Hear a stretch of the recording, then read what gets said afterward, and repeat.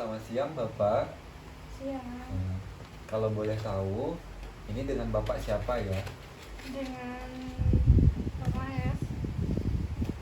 Sebelumnya, perkenalkan saya Polikarpus Salang Pak, sebagai ahli gizi di rumah sakit ini. Nah, adapun tujuan saya mengunjungi Bapak yaitu saya ingin menanyakan terkait dengan kondisi Bapak saat ini, yaitu baik dari pola asupan makan, lalu kemudian eh, makanan-makanan yang perlu Bapak perhatikan untuk mengatasi atau memberikan eh, proses penyembuhan pada penyakit Bapak ini. Hmm. Eh, Bagaimana Pak kondisi Bapak saat ini? Apakah ada keluhan? Ada ketika mau makan, terus mau menelan makan ada keluhan tidak Pak? Ada rasa mual, memuntah seperti itu Pak? Ya, pas kita makan itu rasanya tuh kayak mau muntah. Jadi kayak kurang pengen makan banyak, jadi sedikit aja makannya. Jadi otomatis tidak habis makanannya karena rasa pengen mual. Hmm. Kalau boleh tahu itu makanan apa ya Pak yang Bapak konsumsi? Ya makanan yang diberikan yang nggak ingat saya Pak. Baik Pak. Eh, Kalau boleh makanan itu usahakan makanan yang lunak ya Pak, supaya tidak eh, memperberat kerja lambung Bapak. Nah, di sini saya izin membaca hasil pemeriksaan antropometri Bapak, bahwa berdasarkan data yang saya terima, tinggi badan Bapak yaitu 168 cm, benar ya Pak? Ya benar. Ya, lalu kemudian berat badannya 58 kg. Betul Pak? Ya benar. Baik Pak. Hmm, Lalu kemudian hasil pemeriksaan laboratorium Bapak, di sini hasil pemeriksaan hemoglobin ini hasilnya rendah ya Pak. Ini menandakan bahwa Bapak mengalami kekurangan sel darah merah atau anemia. Nah, di sini saya izin untuk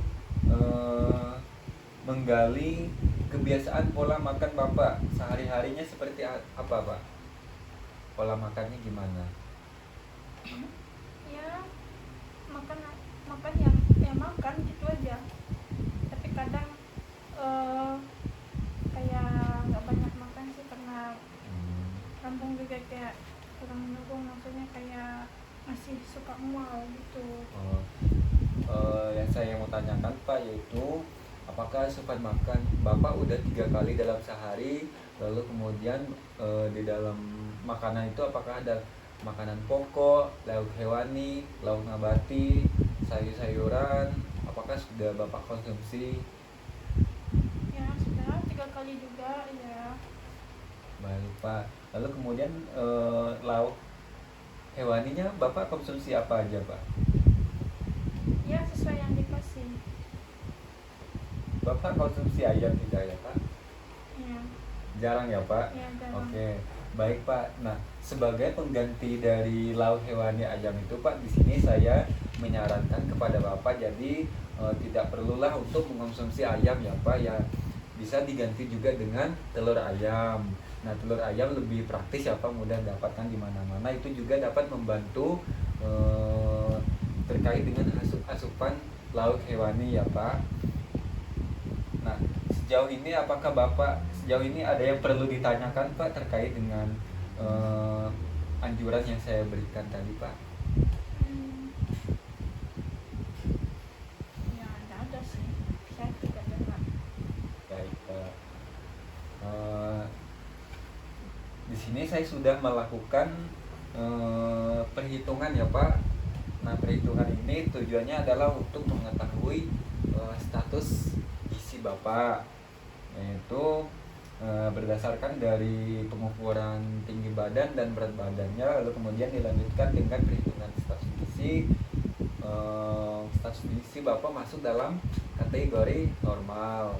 Nah, namun yang perlu diperhatikan adalah Bapak harus menjaga pola makannya ya Pak, menjaga aktivitas fisik, ya minimal melakukan aktivitas fisik 20 menit dalam sehari.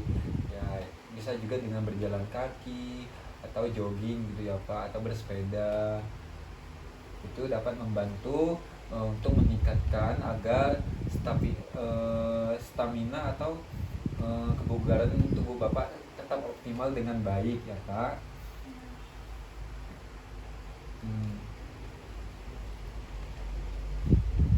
Nah, dari asupan, lalu kemudian hasil pemeriksaan laboratorium dan juga pola makan tadi, itu poin penting yang harus Bapak perhatikan. Nah, yang terpenting adalah Bapak harus perhatikan pola makannya untuk mengoptimalkan dari hasil pemeriksaan laboratorium dari apa, yang dimana diketahui hasil hemoglobinnya rendah. Itu menandakan bahwa Bapak mengalami anemia. Nah, bagaimana caranya? Yaitu dengan memperhatikan pola asupan lauk hewani. Nah, lauk hewani itu tujuannya supaya untuk meningkatkan hasil pemeriksaan laboratoriumnya tadi meningkat, naik menjadi normal seperti itu Pak, sehingga anemianya dapat usaha tersembuh lah ya Pak. Baik Pak, di sini saya sudah membawakan leaflet, yang dimana leaflet ini sudah saya cantumkan jenis diet dan bahan makanan yang dianjurkan dan yang tidak dianjurkan. Nah, di sini saya mohon izin menjelaskan ya Pak. Diet yang saya berikan adalah diet tinggi protein. Nah, diet tinggi protein dan diet rendah garam. Nah, kenapa saya memberikan diet rendah garam? Karena diketahui hasil dari pemeriksaan vital sign atau tekanan darah Bapak tinggi. Nah, itu Bapak mengalami hipertensi ya Pak. Nah, di sini ada bahan makanan yang dianjurkan. Nah, tadi yang seperti yang saya sudah katakan sebelumnya Pak, yaitu ada lauk hewani, yaitu ada ayam. Nah, misalkan kurang atau belum sanggup untuk ketika ayam mengalami peningkatan harga ya Pak, bisa juga diganti dengan telur. Nah, telur malah lebih praktis, atau juga daging sapi bisa juga diganti dengan ayam malah lebih murah dari daging sapi. Nah, juga ada sayur-sayuran, ada kacang-kacangan, brokoli, gandum, buah alpukat. Nah, buah alpukat ini juga bisa diselingi dengan buah pepaya Pak. Nah, karena kan pepaya yang diketahui buah alpukat ini kan musiman ya Pak ya, buahnya ini kadang ada dan kadang tidak. Nah, dan jadi dari setiap makanan ini usahakan tidak menggunakan garam yang berlebihan ya Pak. Ya, baik. Nah, ini adalah makanan yang tidak dianjurkan. Nah, seperti makanan yang bergoreng-goreng lah ya Pak. Lalu kemudian minuman yang bersoda, lalu juga yang manis-manisan. Nah, itu perlu dihindari ya Pak.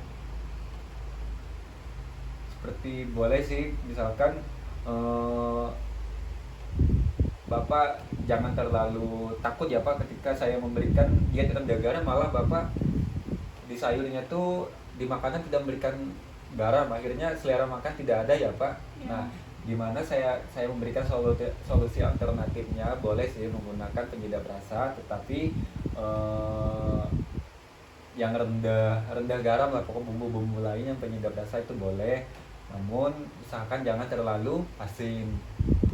Seperti itu ya Pak. Ini ada tujuan dietnya ya Pak, mohon diperhatiin ya Pak. Di sini saya sudah memberikan tujuan diet. Nah, tujuan dietnya ini memberikan asupan secara bertahap, memberikan makanan sesuai dengan daya terima lambung Bapak. Nah, ini sudah ada contoh menunya Pak. ada makan pagi, makan siang, gitu.